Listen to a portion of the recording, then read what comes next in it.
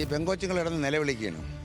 അപ്പോൾ എന്താണെന്ന് ചോദിച്ചപ്പോൾ മുകളിലോട്ട് ചൂണ്ടിക്കാണിച്ചുകൊണ്ട് ഷെയർ കേസിൽ ഒരാൾ കിടക്കണമെന്ന് പറഞ്ഞു. ഞാൻ ഓടിച്ചെന്ന് നോക്കപ്പോൾ ദാടിയുള്ളൊരു പയ്യൻ കഴുത്തറുത്ത നിലയിലാണ് കാണുന്നത്. അപ്പോൾ ഞാൻ ചാടി ഇറങ്ങി. അപ്പോൾ ഈ സഹദിൻ്റെ വാപ്പ ചോദിച്ചു എന്ത് ചെയ്യാൻ പറ്റും. അപ്പോൾ ഞാൻ പറഞ്ഞു ഒന്നും ചെയ്യാൻ പറ്റില്ല, നമുക്ക് പോലീസിനെ അറിയിക്കാമെന്ന് പറഞ്ഞു. അപ്പോഴും തന്നെ ഈ സഹദ് അവിടെ നിൽക്കുകയാണ്, വലിയ വയലൻ്റൊന്നുമല്ല. അപ്പോൾ ഈ സഹദിൻ്റെ അടുത്ത് ഞാൻ ചോദിച്ചു എന്തിനടാ നീ പണി ചെയ്തതെന്ന് ചോദിച്ചപ്പോൾ പറഞ്ഞ് ഞാനല്ല ചെയ്തത്, ജിന്ന് സേവയാണ് ചെയ്തതെന്ന് പറഞ്ഞു.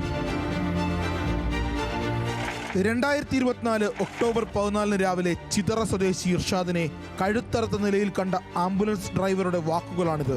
കൊല്ലം ജില്ലയിലെ ചിതറ എന്ന ഗ്രാമത്തെ ഞെട്ടിപ്പിക്കുന്നതായിരുന്നു ആ കൊലപാതകം. കൊല്ലം ചിതറയിലെ വീട്ടിൽ 26-കാരനായ പോലീസുകാരൻ ഇർഷാദ് സുഹൃത്ത് സഹദിനാൽ കഴുത്തറുത്ത് കൊല്ലപ്പെടുന്നു.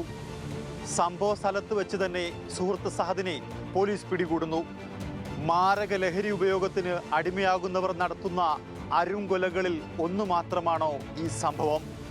ദുരൂഹമായ ജീവിത പശ്ചാത്തലവും നഷ്ടമായ ജീവനും ഇനിയും പരിഹരിക്കാനാകാത്ത ഗുരുതരമായ പ്രശ്നത്തിലേക്ക് തന്നെയാണ് പൊതുസമൂഹത്തിന്റെ ശ്രദ്ധ ക്ഷണിക്കുന്നത്.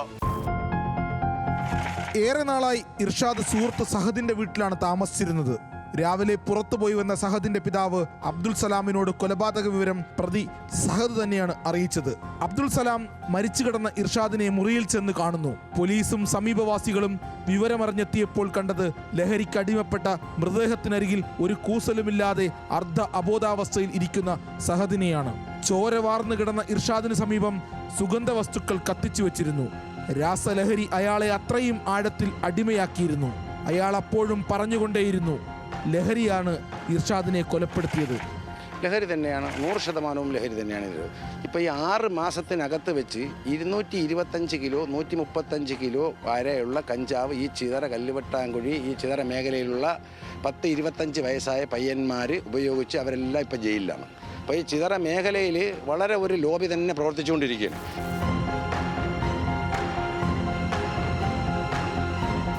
അരുംകൊലയ്ക്ക് പിന്നിൽ മയക്കുമരുന്ന് ലഹരി തന്നെയെന്ന് പോലീസ് വിലയിരുത്തുന്നു. കേരള ആംഡ് പോലീസിലെ ഹവിൽദാറായിരുന്ന ഇർഷാദും ലഹരിക്ക് അടിമയാണെന്ന കണ്ടെത്തലും ഞെട്ടിപ്പിക്കുന്ന വസ്തുതയാണ്. ചിതറയിലെ കൊലപാതകം നടന്ന വീട്ടിൽ പോലീസ് നടത്തിയ പരിശോധനയിൽ മാരക മയക്കുമരുന്നുകളുടെ ആംപ്യൂളുകൾ, സിറിഞ്ച്, MDMA എന്നിങ്ങനെയുള്ള ലഹരി വസ്തുക്കൾ ഉപയോഗിച്ചതിനുള്ള തെളിവുകൾ കണ്ടെടുത്തു. കൊലപാതകം നടന്ന വീട്ടിൽ ദുർമന്ത്രവാദം നടന്നിരുന്നതായും പോലീസിന് തെളിവുകൾ ലഭിച്ചിട്ടുണ്ട്. കൊലയ്ക്ക് പിന്നിൽ മയക്കുമരുന്ന് ഉപയോഗം തന്നെയെന്ന് പോലീസ് സ്ഥിരീകരിക്കുന്നു. കേരള ആംഡ് പോലീസ് അടൂർ ക്യാമ്പിലെ ഹവീൽദാറായിരുന്ന ഇർഷാദും ലഹരിക്കടിമ തന്നെയായിരുന്നു. ലഹരി ഉപയോഗം കാരണം പോലീസ് സർവീസിൽ നിന്ന് അച്ചടക്ക നടപടി നേരിട്ടയാളാണ് കൊല്ലപ്പെട്ട ഇർഷാദ്.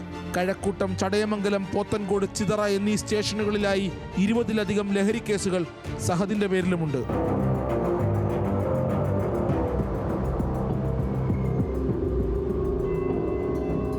വിദ്യാഭ്യാസത്തിന്റെ കാര്യത്തിൽ കേരളം ഒന്നാമതെന്ന് ആവർത്തിക്കുമ്പോഴും രാസലഹരി ഉപയോഗത്തിന്റെ പാർശ്വഫലങ്ങൾ എന്തൊക്കെയാണെന്ന് ഇനിയും പഠിക്കേണ്ടതുണ്ട്. തന്നോടൊപ്പം കൂടെയിരുന്ന് മദ്യപിച്ച ആളാണെന്ന് ഇതെല്ലാം മറന്നുപോവുകയാണ്. അപ്പം എന്ത് ക്രൂരപ്രവൃത്തിയും ചെയ്യാനും എന്ത് ഹീനപ്രവൃത്തിയും ചെയ്യാനുള്ള ഒരു ബോധം ഈ ലഹരി മനുഷ്യനിൽ സൃഷ്ടിക്കുകയാണ്. ലഹരിയുടെ അടിമയായി ചെയ്ത ഒരു കൃത്യമായിട്ടാണ് നമുക്ക് ബോധ്യപ്പെട്ടത്. കാരണം അത്രത്തോളം ആ സമയത്ത് അദ്ദേഹത്തിന് ഇതുമായി ഒരു ബന്ധവുമില്ല. ഈ സംഭവമായിട്ടോ ഇത് ചെയ്തെന്നുള്ള രീതിയിലുള്ള യാതൊരു ബന്ധവുമില്ലാത്ത രീതിയിലുള്ള വർത്തമാനങ്ങളാണ് ഈ സഹദ് അന്ന് പറഞ്ഞത്.